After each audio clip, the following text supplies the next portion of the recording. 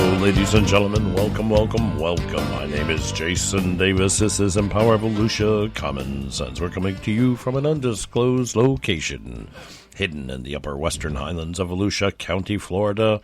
And we are guarded by 2 rabid Pomeranians and 1 crazy cat here in the old iron bunker, which is hermetically sealed for our protection. Yeah. I kind of love that entry. That's always so cool and fun. And, got a lot of things to talk about here today. I'm sorry I haven't been able to get out here and do too many podcasts here. But there hasn't been really anything going on. It's all been riots and riots, or COVID and COVID, and riots and riots, and COVID, and then, oh, wait a minute, the DNC, Democratic National Convention, showed up. And I waited. And I watched it as long as I could. It was a huge snooze fest. Absolutely a monstrous snooze fest.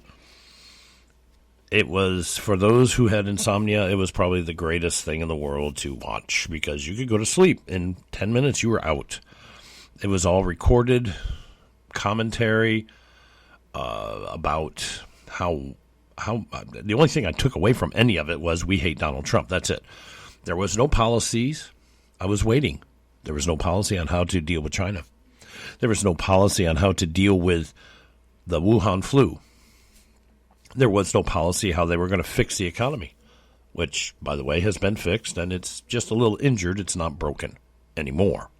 And that's because we got rid of the Democratic regime 4 years ago, and we got a real president up there who really cared about the American people, who really cared about the economy, who is vested, who does not even take a paycheck from us. And you got to remember this, folks. They work for us. And they'll say, no, we don't. You work for the people. It's in the Constitution, goofus. Sorry for the language of goofus, but it's there. President of the United States works for the American people on our behalf. That's the benefit of having a republic, if we can keep it. And this is the most important election you're ever going to go through, folks. Because this is truly, after I heard the DNC going on and on and on about how they hate Donald Trump and lied. Oh, let me just say this. Michelle Obama, we fact-checked that. Everything she said was a lie. Oh, Ebola. Well, yes, Ebola. But what about the swine flu? 65 million Americans got sick. Over 600,000 people died. But we didn't shut down a country for that. Even though the science was there, we didn't shut down the country. Isn't that amazing? So what do we got going on here now? We got a Joe Biden, who is the vice president of one of the worst presidents in America, a guy who added more debt to our bill that we have to pay, folks. We got to pay this bill. The United States is in more debt in 8 years than all years combined prior to 2008. $20 trillion in debt. To them, it's not real money. It's just numbers on a ledger. But to us, it's real money, folks. But they want to push somebody up there, hiding Joe Biden, the guy who's got a brain problem. Yes, he had brain surgery, folks. He did. He had cysts in his brain, and they were removed. But when you have a cyst in your brain, you actually lose brain matter. And I'm sorry, folks, he's not there. But that's okay. 6 months after the swearing in of the next president of the United States, which will be Donald Trump, by the way, you were going to hear in the news how Joe Biden is hospitalized because of issues. Karen, I just know it. I feel it. I see it. How do I know it? Because my mother went through the same thing. My father went through the same thing. I've seen it. And he's on the downhill slide. And if he was elected president, who would be the president when he goes into a nursing home? It would have been Kamala Harris. Not will be. It would have been Kamala Harris. And she is an absolute socialist who worked for a failed government in California as the attorney general, releasing illegal aliens out all over back into their state to murder, kill, rape, pillage, and plunder. So, for those of you who think that Joe Biden and Kamala Harris is a good choice, let me just say this. Be afraid. Be very afraid. Absolutely be afraid, because I'll tell you what, those two together would destroy $20 trillion. We'll be in debt for $40 trillion, and they're pushing this new Green Deal, and that's all they want is the new Green Deal. How ridiculous, because that is a $20 trillion debt already, and it won't work, folks. The science is not there. You can't run this country on solar power, on wind power, and hydroelectric power, because there's just not enough. There will be rolling blackouts throughout the country. It just doesn't work. And how are you going to get stuff across the country if it's all run by electric and there's no power? You know, your cell phones won't charge, folks. Get used to it. But that's their only agenda. Hate Donald Trump. Get rid of Donald Trump. We hate Donald Trump. But what's your... but what is your policy towards China? We hate Donald Trump. Well, what is your policy towards the economy? We hate Donald Trump. That's it. That's all they had. Snooze fest. I would watch it for 10 minutes, and I'd get woken up at 11 o'clock. You going to go to bed? Oh, my goodness. Yeah, I'm sleeping here on the couch. Who wants to sleep on the couch? I don't want to sleep on the couch. I'm not in trouble. I'm going to bed. So I go back to the bed, and I go to sleep. So, and what are you going to do about the Wuhan flu? We hate Donald Trump. That's it. That's all they had. They have nothing. They have no substance. They have no plan. They just have an agenda to get rid of Donald J. Trump. Now, I watched the RNC. By the way, the DNC, most of it was recorded. To the point where even this is how far back they recorded this, knowing what they were going to do. Michelle Obama recorded her statement and made no mention of the vice president, or their nominee for vice president. Made no mention of it whatsoever. Why? Because she recorded it before he announced a woman of color. How racist. That is absolutely racist and that is just, the ridiculousness. My brain hurts from thinking about their garbage. I have to get out of it. So I'm going to quit thinking about that.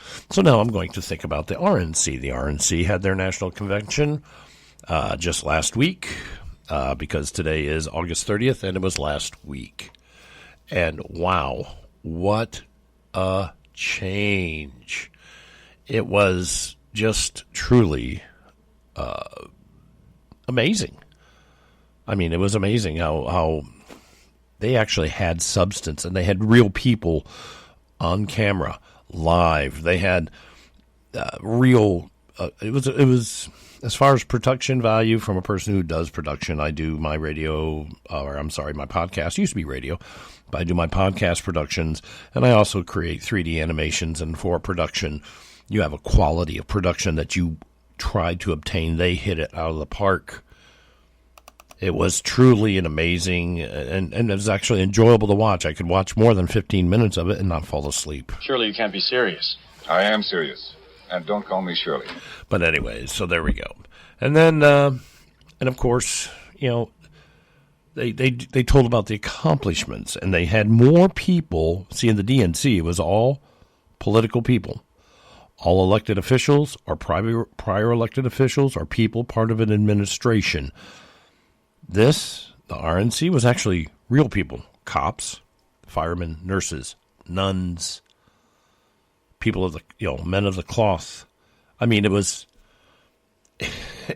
really it was actually interesting to who's going to come up next. I mean, that's the next thing. Who's going to come up next?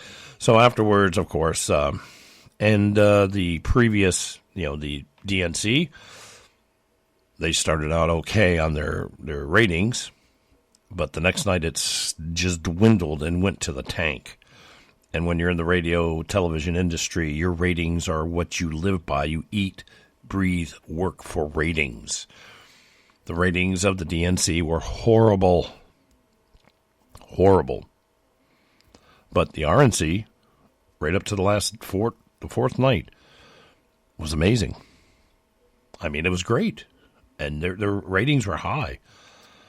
And then afterwards, well, then, of course, now we know that, people were confronted as they left the White House by the BLM. The imported people from different parts of the country that are paid to go and riot. And they were doing everything they could to antagonize or instigate a situation. These are professional instigators. They're being paid for by the DNC, who is funded by, we all know it, George Soros. I said it. I'm not going to argue about it. George Soros. I mean, his fingerprints are all over this thing. He's making donations to the BLM. He's making donations to the Democratic committees. And as a matter of fact, if you try to get on Antifa.com, it'll take you to JoeBiden.com. Oh, what more do you need? And, of course, in the past week, Nancy Pelosi, the Speaker of the House, had to rear her ugly head again. And yes, I mean, she had to rear her head and say, I don't think Joe Biden needs to debate President Trump. I wouldn't give him the time of day. I wouldn't. And she went on a rampage. But Joe Biden's campaign said, no, we're going to do a debate. I honestly can't wait because I think this is all I got to say about it right here. Let's get ready to rumble! Oh, yeah, that would be so fun to watch. I don't watch presidential debates, but I think that one I would definitely watch because, let's be realistic, Joe Biden fumbles all over himself with a teleprompter. If he has notes in front of me, he fumbles all over himself. He can't find his notes, can't find his answers. He's still running for Senate, according to him. And he says we need to reelect Donald Trump. I mean, he said this in these speeches. He has no idea what state he is, what state he's in, or what city he's in, or anything. He's just totally lost out there. And as I said before, 6 months after the election, he'll be in a hospital somewhere. He'll be in a nursing home being taken care of because he's going downhill very quickly. The Democrats' plan is to actually have a woman run this country, and they're going to put Kamala Harris there. Because, folks, if you vote for Joe Biden, you're not voting for Joe Biden. You're actually voting for his vice president to take over. I see it. Doctors have seen it. Nurses have seen it. I mean, just from watching him on television, you could tell he doesn't have the mental facilities or faculties to actually do the job. What? You gotta be kidding me. Yeah, I'm telling you the truth. It's just ridiculous. I mean, I don't know. It's just crazy. So anyways, there we go. And of course, the polls are showing that Donald Trump is taking away with this election now. After the RNC and DNC did their things and everybody makes their plea and makes their national discussion as to why their candidate should be president, Donald Trump is walking away with the election. Mayors in Wisconsin, which is a battleground state, are turning over fast and furious to support Donald Trump in written letters to the newspapers. We support Donald Trump. The guy has done an amazing job, doesn't take a paycheck.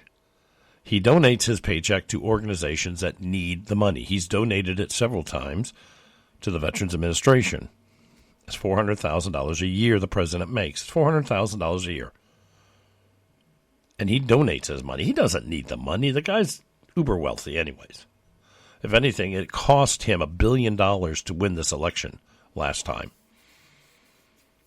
I don't think it'll cost him that much this time, but I think, last time it cost him $1 billion to run the election and win and blow everybody out of the water.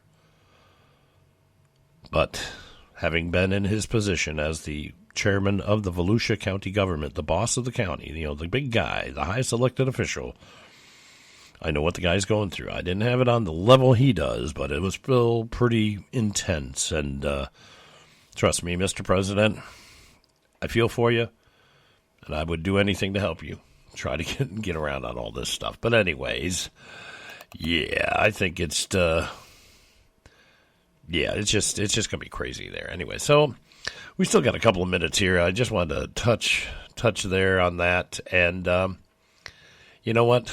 I want to talk about another subject matter. It's been really burning in my head for a couple of days. So here we go. Let's try this little soundbite right here. This might set it up right.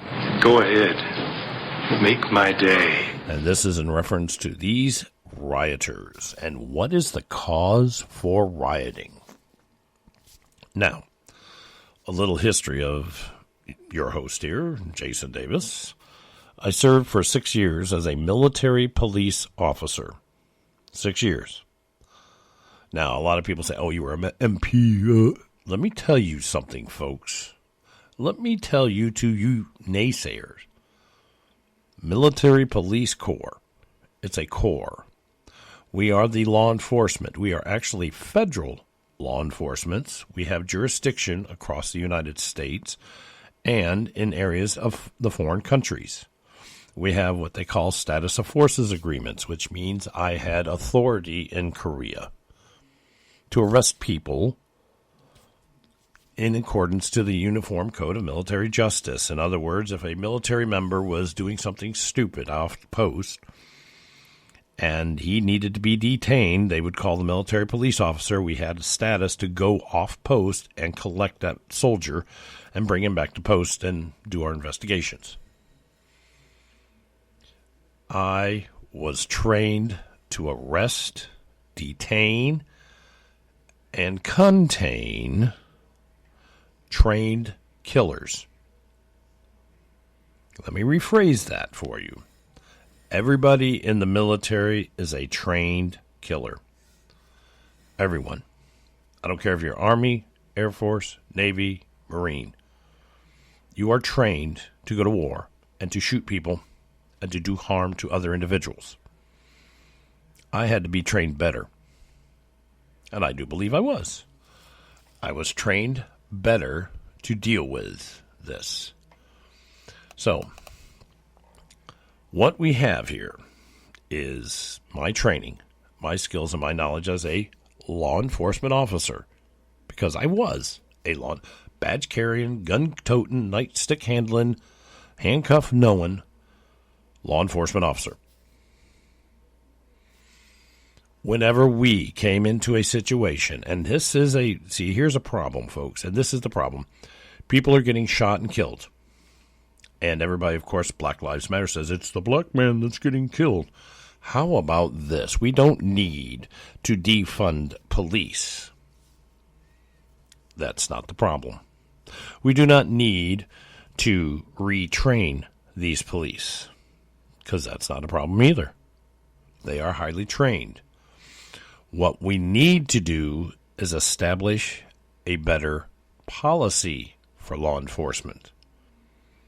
And this is one that everybody should be able to get behind. Now, when I was, and let me tell you what, I've gone to traffic accidents, I've gone to armed robberies, I've gone to escaped criminals. Yes, we had to chase one down. I've gone to riots. Yes, I am trained. I'm trained in crowd control for riots and riot control. I've also had to go to murder scenes, and my all-time favorite one is domestic violence calls. No cop likes them. They're horrible. But we had a policy. Whenever we go somewhere to a situation where it's a possibly domestic violence, could be a fight, bar fight, whatever, a disagreement of individuals, The first thing we do, and this needs to be the policy for local and county and state law enforcement, and this is not a bad policy, honestly, folks. This worked for us in the military. It's true. It tried. It's the way we did it. We get there. We have a situation. What we do is we say, excuse us. Okay, you have your 2 patrolmen, because you have to have 2 patrols show up. We worked in pairs. So Patrol A would take person A and say, we need to step you over here. Patrol B would take person B over to another section. First thing we would do, we pull out our handcuffs, say, put your hands in front of you. Thank you. Click, click. And we'd handcuff them right there. Now, you can handcuff them. Put your hands in front. This forcing somebody to put their hands behind their back is aggressive. We had said, just put your hands out front. Thank you. Click, click. And it's easy to go, crack, and you're done. And they look at you and go, what's that for? That's for your protection and mine. I don't want you getting hurt, and I don't want anybody saying that I hurt you. So I'm not going to hurt you. So, and what's this called? This is called communication, folks, because what we have at this point with all these law enforcement officers out there who are shooting people, well, we have this right here. What we've got here is failure to communicate. Now that we have their hands handcuffed, they cannot grab a weapon. It's hard for them to hit you. It's hard for them to resist arrest. So if you're going to, because whenever we showed up to a domestic violence issue or any kind of violent act whatsoever, somebody's got to go to jail. That's just the way it was working. You know, somebody had to go to jail. So what do? Click, click. Everybody gets handcuffed. Okay, now you're not handcuffed behind your back. It's in front of you. You're still controllable. You still can maintain control over the scene. And if you need to, you can grab the handcuffs and say, come over here and just walk with me for a minute. And it subdues a future problem. Now, this guy in Kenosha that was shot, we all now know that he had a warrant, a federal warrant for sexual abuse or sexual assault. We also know that he had a restraining order against this young lady, and he took her keys and locked her out of her house. He had children in the car, which he was probably trying to take, because this was all the situation going on here, folks. We now know that when the law enforcement officers got there, they knew he had an outstanding warrant. At that moment, when they came up there, they said, okay, what's going on? Okay, you handcuff her. Then, okay, for your safety, my safety. We're done, folks. That would have put a pin in the whole thing. We'd have been done. Because he couldn't have run. He couldn't have fought. But no, when you go in like a gangbusters and you start swinging nightsticks or swinging fists or whatever, you're escalating the situation. 2 cops should have gone over and moved her away to talk to her. 2 cops should have gone over and talked to the gentleman. But now we know they didn't. We now know that everybody converged on this guy because he's a felon. We got to get a good collar. And they tried to manhandle him down to the ground, and they started fighting with him. They tased him. The taser malfunctioned. It didn't work. And then he finally broke free, and they were, like, stop, stop, stop. He made some mention of getting a weapon, apparently, because they drew weapons. And when he opened that car door, if you will look, when you get in a car door, you go in. Generally, you put your right leg in first and sit on the seat. This guy didn't. Both his feet were firmly planted outside the vehicle. He reached in with his right arm and put it on, I guess, the armrest or something in the vehicle, and reached down with his left arm to pick something up. They knew he was going for a weapon, and they defended themselves before it escalated to where a cop was going to get killed. Unfortunately, the whole situation could have been avoided by simply segregating, containing. That's it. Nothing else would have happened. That's what needs to happen. Instead of retraining cops, let's just set up a new policy. You go to and anybody listening to this that may think, oh, cops, bad, whatever. When a cop tells you to stop, in this environment now with all this race riots going on and Antifa, anti-government people running around and Black Lives Matter, all these instigators, because that's what they are instigating a riot for you. They, all they're doing there is trying to, get you going so that you will fight, so somebody can get shot, so somebody can get either injured dramatically, end up in a hospital like this poor, I think it's Jackson Johnson. He's going to end up in a wheelchair for the rest of his life. And that gives them fuel to start more rioting, which they did in Kenosha, Wisconsin. You can't handle the truth! And that is a problem. You can't handle the truth. When a cop tells you, stop, stop. When a cop tells you, put your hands on the hood of the car, do it, dude. Because today's environment is volatile. Somebody is going to get hurt, and it's probably going to be you. And then we have more race riots. We have more riots about defund the police. So let's adopt this policy. All you chiefs of police and sheriffs, FBI directors, everybody, whoever's in charge, let's try this for a moment. Why don't we adopt a policy that if you go to a violent or potentially violent situation, there's a warrant out for this gentleman, separate both parties and put handcuffs on them in front of their bodies. They do not feel so contained. They won't fight you so hard. And if he does say, well, no, you can at least get one handcuff on, and then you can, now you got one handcuff, you got something to hang on to. And if he starts to resist and fight, then you can, put him in the position and handcuff him to take him down to the Hooskow.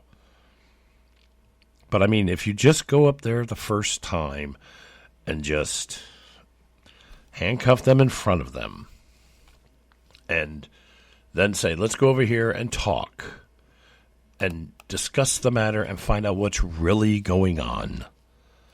I don't know, maybe that would be considered using a little, I don't know what, common sense.